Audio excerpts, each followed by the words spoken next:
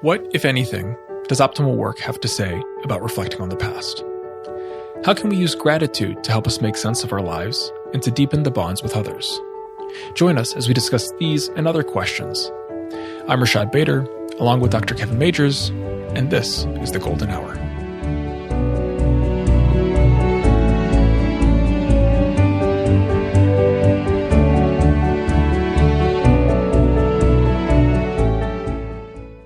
Welcome to another episode of The Golden Hour. I'm Rashad Bader, here with Dr. Kevin Majors. Kevin, it's great to be here with you again. Hey, Rashad. Great to have you too. Awesome. Kevin, we received an interesting question from one of our users. They remarked that optimal work seems to have a lot to say about how you should act going forward. In fact, a lot of our skills and principles look at forward-looking things. Reframing looks at how do you make the most of a challenging experience. Mindfulness, how do you bring yourself into the present moment? And challenge, again, that's also forward-looking in a way. Their question was, what, if anything, does optimal work have to say about reflecting on the past? That's a great question. The future is really the only thing shapeable. I mean, the present can be accepted and can be welcomed, but the future you can actually do something about. And so when in behavioral therapy, we are very much interested in helping people move forward. And that's probably what distinguished it the most from the kind of the Freudian approach, which was going to be getting people to spend a lot of time reflecting in the past. And so maybe that's where, if there's a future bias in optimal work, I think that's the origin of it. But I don't think that means that we are uninterested in the past or that we discourage reflection on the past. And when you think of, to have the whole healthy emotional life, we have to in some way make sense of our past too, and to draw out of it those things that actually help us move forward. And so that means that we draw out of it, on the one hand, if there are things that we really regret having done, we get important motivation to improve in the future. And all of us have stuff that we, would look back and say, I wish I had done that differently. And every single day it happens, at least 7 times a day, right? That would be the ultimate minimum. There's just things, I wish I could have done that. Can we rewind, and do this over again? And so there is this sense that we want to be able to quickly admit when we went on the wrong track or that something here didn't bring out the best in us, and be able to then, wait a second, I'm going to pause, stop, turn it around. And so that's really important. But also, I think super important is gratitude for the past. And so if we didn't have that sense of compunction and the sense of gratitude, I think our emotional life would be stilted. That's very interesting. So compunction and gratitude, I think that it's pretty easy to recognize things in the past that perhaps we regret. How is it that we can go back and look over perhaps even those moments with gratitude? And in fact, let's even take a step back from that. How would you even define gratitude in this instance? And perhaps what does the field of psychology have to say about gratitude? Well, it has a lot to say because this is one of the more researched areas in positive psychology. And so there are a lot of interventions that have been studied, and there's a lot of writing on gratitude. I think that the two components of gratitude are, one is appreciation for a benefit you've received, but the other is looking to the source. So bonding with the source. And so that's what really takes place in all gratitude. There's this sense of appreciation, which you could say is it's kind of about me, but it's not really about me because it's really more about the other person who gave me this gift. And so the gift becomes like a link back to the other. And so, but this is just recognized in the writing that one is your ability to appreciate the benefits that others do, and the other is the deepening of the bond. And gratitude always will accomplish both of those things.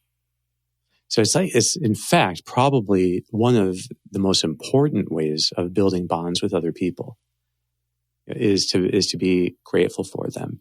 It's like if you were going to, I don't know, what would be like, say, a dry cleaner, and you're going there frequently. It could just be transactional and no bond ever forms.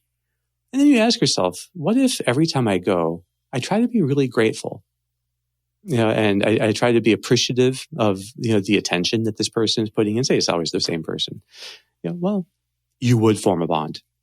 So that the gratitude would actually create a bond where before there was just a transaction. And I think that's what happens in all of business and really in all these things, even in family. A lot of family life can become transactional, especially as families get busy.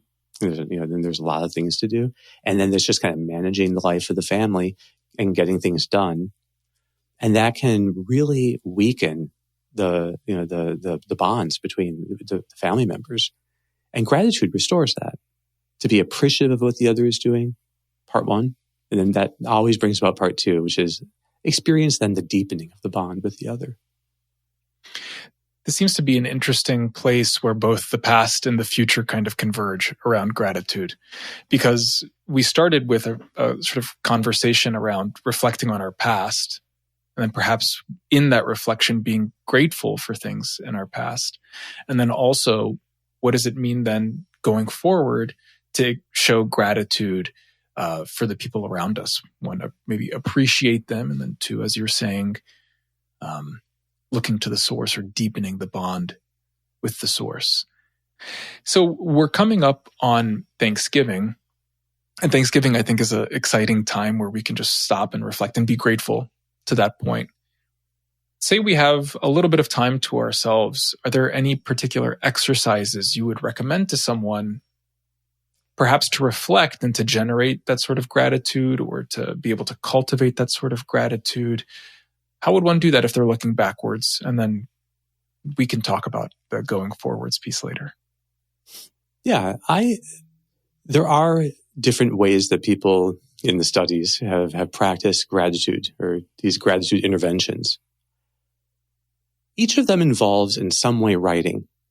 So there's this deep connection to writing, and it's preferred that you write out usually by hand. So to write out something by hand. Now, the first form is journaling. So gratitude journaling. So where you just have a free form sense of what am I grateful for? And you think about the people you're going to be with, or the situation of being together, or other just, the benefits in your life. And you just take time appreciating things by writing it out. And in some studies, that's done one time, and sometimes it's done daily, sometimes it's done weekly. So in fact, there probably is a sense in which the studies where it was done more rarely showed weaker effects than the studies where it was done regularly. So you're going to get more robust effects. That's just obvious, I think. It's common sense. Nothing's magical. So I don't think that doing just one thing one time is necessarily going to be a game changer. That would be rare. The next way is writing a gratitude letter. And so that's where typically it's not given to the person, but you choose one person and then you write a letter to them, and you just outline for them. And how would you tell them in a letter how much you appreciate them and love them and how grateful you are for what they do? Now, if this is a really important relationship and you were to actually read it to them, it may make a very profound, lasting impact, because it's going to affect the relationship and it's going to deepen the bond. Or if a couple decided they were going to do it, together, and they were to write it to each other, that now, I think that it could be tricky. You want to be competitive. Who wrote the more compelling gratitude account than whom? But I think the idea is that whether you give it to the person or not, it's that you're going through this mental exercise of you're at least imagining what it would be like to say this to them. And then maybe over the course of time, snippets from that do come out.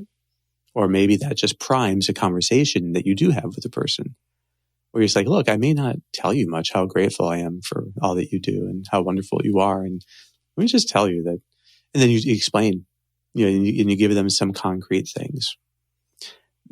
The third is even more concrete. And you're just writing down, it's called usually something like the 3 things exercise, but you write down physically the 3 good things that you just can think of in that moment. And so people can see a script for this online, just Google 3 good things. But the idea here is that you're going to, each of those 3 things that you write down is like a title. Underneath that title, you're going to give all the circumstances you can remember. Where it was, who you were with, what they said, what you said, or whatever it might be that you're grateful for. You just write down all the circumstances of that. And then you think about how you felt also, and write down, how did you feel then, for this moment where you're grateful for? And then how do you feel now recounting it? And then typically they would also want you to write down if there's any cause and effect. What do you think brought this about? So was there something that you had done that became the occasion for this person then perhaps reciprocating? I think that's usually seen as part of gratitude, it primes reciprocation.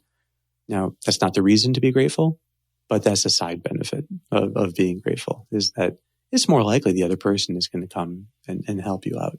So you get people to think about this relationship in a little more detail, and what are the dynamics, here between the two of you. That's what cause and effect gets you into. Just to recap, that one is like you have the title, and then you go through circumstances, and then you go through how it felt then and now for you, and then anything you can think about what caused it. And I think that exercise, because it's so concrete, and often it's done daily or weekly or something, it's repeated. That one seems to have some of the best evidence, and so, but again, it's just because anything that's done, that's made very specific and positive and frequent, does produce change. So if you can think of a way of getting a new behavior to be specific, positive, and frequent, it's going to become more powerfully ingrained in you. And so the more frequent it is, the in a sense, the better. You mentioned 2 things, Kevin, in that.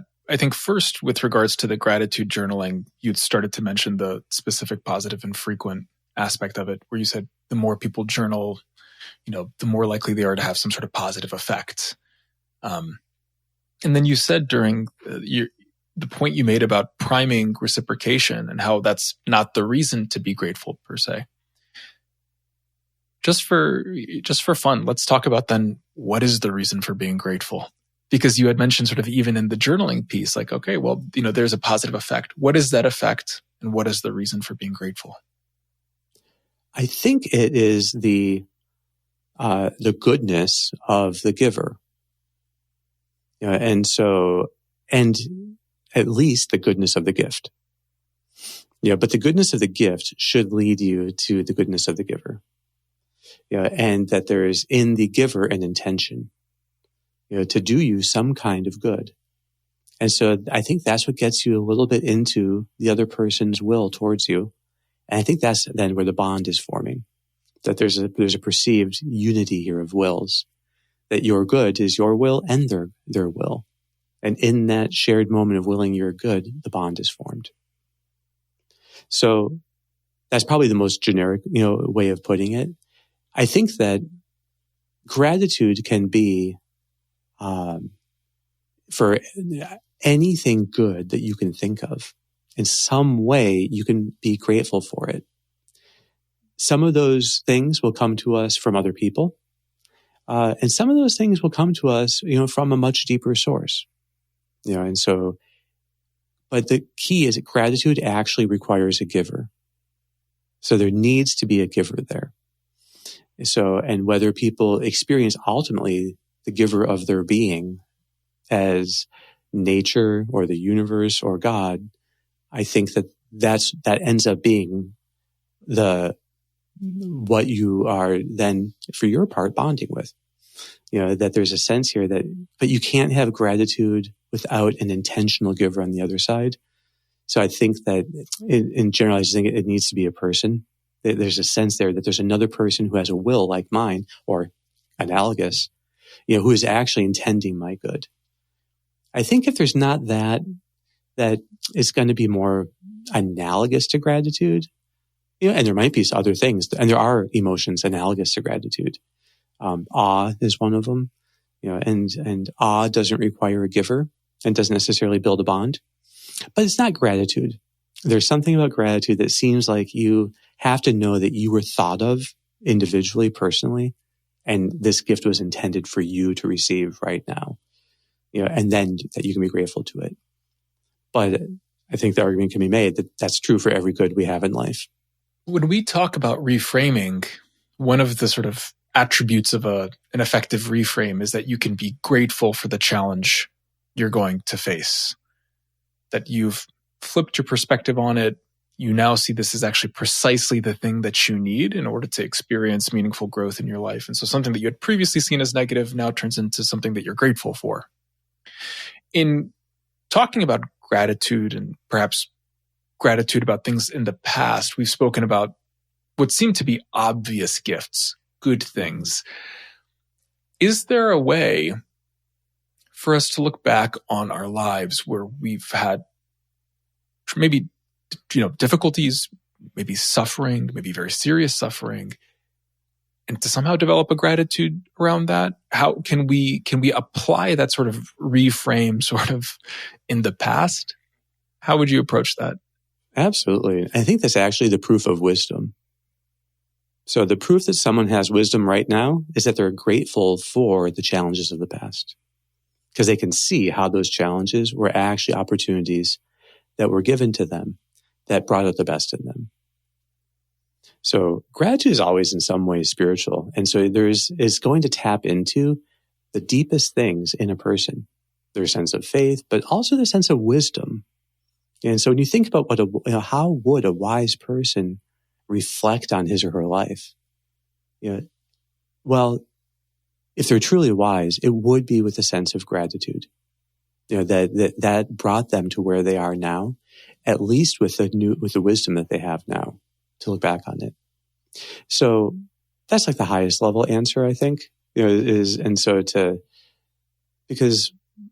wisdom means that now the pieces fit together. It takes time to develop that perspective. When you're really close to a challenge, it may not seem, that it's possible to see how these pieces fit together.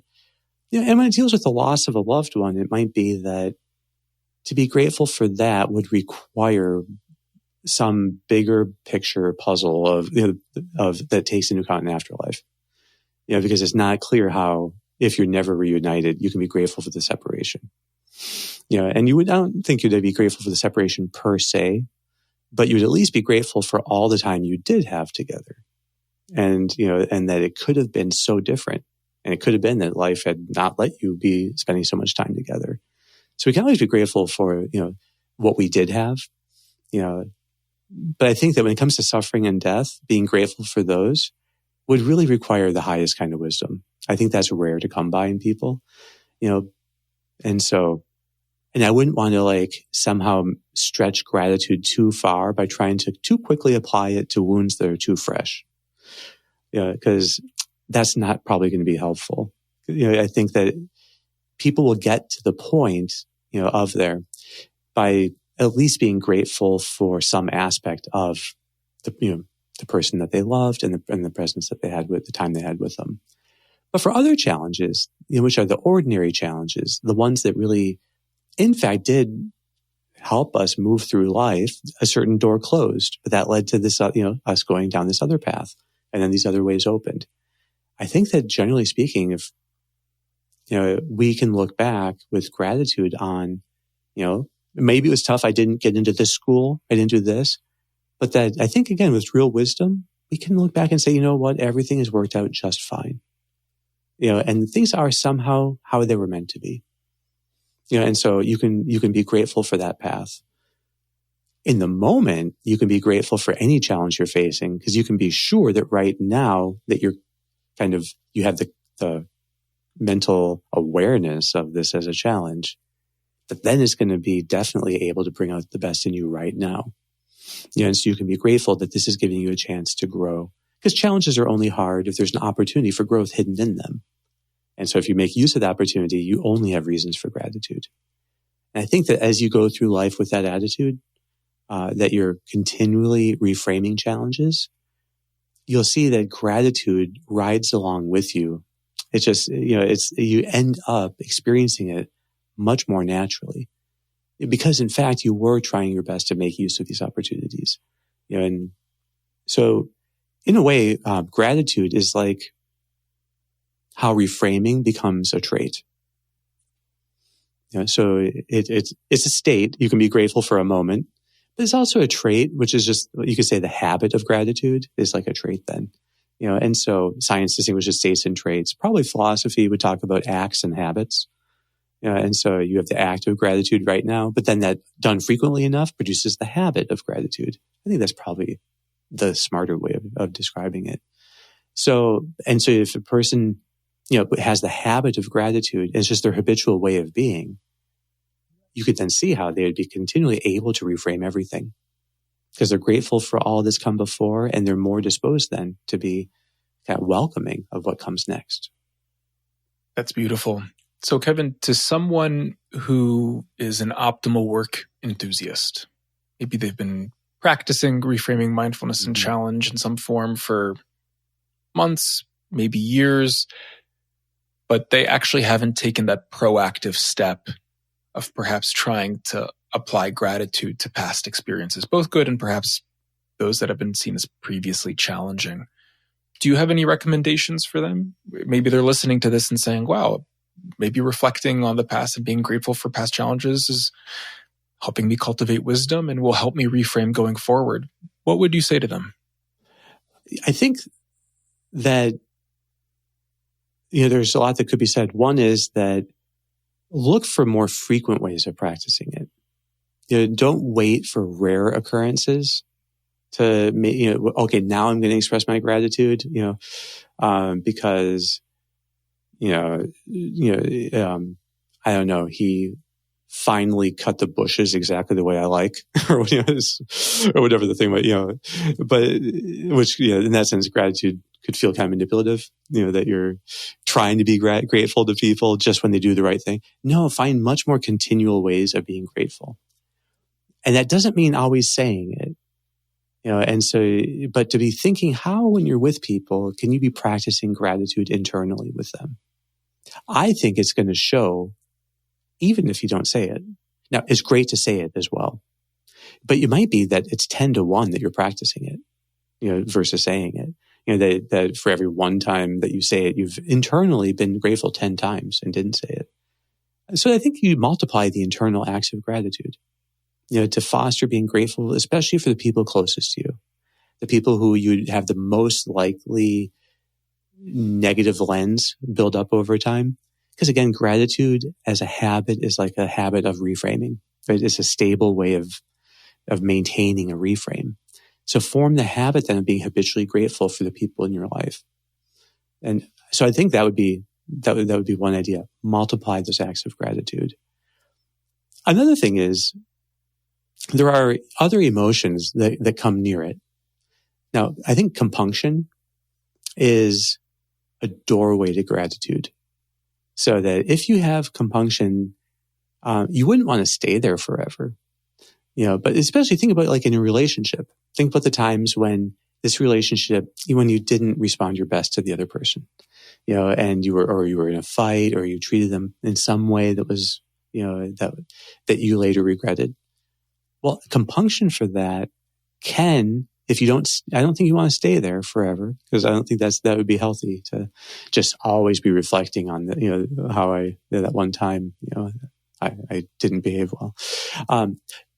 But as it can be a way of like charging up if you then move into gratitude, because it will highlight then the goodness of the other and to be grateful for all the times this person has treated us so well.